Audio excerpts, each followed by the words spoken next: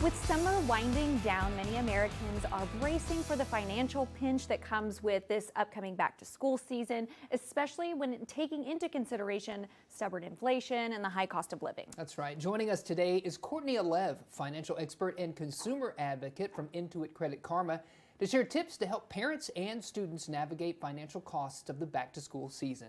And let's just jump right in here, Courtney, as we head into back to school. How can parents save money while purchasing all the new things their kiddos need for the school year?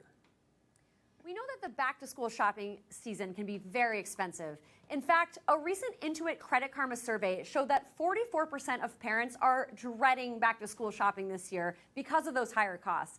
And more than half of parents are expecting to spend more this year than they have in prior years. So if this is you, what can you do? The first thing you want to do is assess what you already have and then prioritize accordingly. Your child's school will likely send home a supply list so you can see what you've already got. From there, you want to track your spending and create a budget.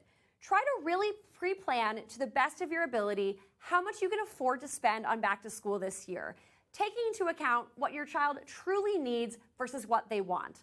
I know when I was a kid, I wanted a new backpack every single year, even if my old one still worked okay.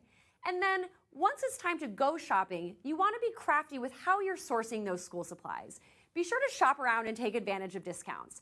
If your child needs electronics like a laptop or a tablet, consider buying refurbished. You can save some money that way. And don't hesitate to check with your school to see if there are other resources available. For example, there are some community programs out there that offer free electronics to students who qualify. Courtney, I'm so glad you said something about backpacks, because I hope my kids are listening, because they want a new backpack every year. Me too, I did too. And Yes. also checking with schools and resources and things like that people don't think to do. That's right, great tip. But what if some parents have to take on debt when back to school shopping, especially if they have multiple kids? What should they do about it? If you're worried about needing to take on debt to afford back to school this year, you are not alone. Our same survey found that over a third of parents are planning or expecting to take on debt to be able to afford back to school. And many more are worried about needing to give up on other necessities like groceries or bills to be able to afford it. And this doesn't even begin to take into account the cost of after-school programs like sports or clubs, which many parents are also worried about going into debt to afford. So if this is you, the first thing you want to do is make sure that you're exhausting every resource available to you before going into debt. That can be tapping your network for hand-me-downs, or buying secondhand, or getting really, really strict on that budget. But if you do need to swipe that credit card, make sure that you're making a plan to pay down that bill as soon as you can. And if you're taking advantage of programs like Buy Now, Pay Later, just make sure that you're able to make those payments on time and in full. Mac, I am so glad that my daughter this summer really got into vintage, and so she's been shopping secondhand, and she loves it. Yeah, yeah. You know, she's making it her own style, which has, really helped to not break the bank. And also it's just good to, it's more eco-friendly too. Yeah, I think that's great. Well, what about some financial advice for college students, especially those who are going to be living on their own for the first time? If you're heading off to college for the first time, my number one tip is to make sure you're setting yourself up for financial success. Given that's the first time that many students are living on their own, it is a great time to either start or reinforce those healthy financial habits. For example, you really want to create a budget so you can understand where your money is going. If you've never created a budget, it doesn't need to be hard. Try making a list of all of your expenses, really ranking them in order of importance, and trying to be clear about what you really need versus what you want. And college is also a great time to be building your credit. If you're thinking about applying for a credit card, consider looking at a student credit card.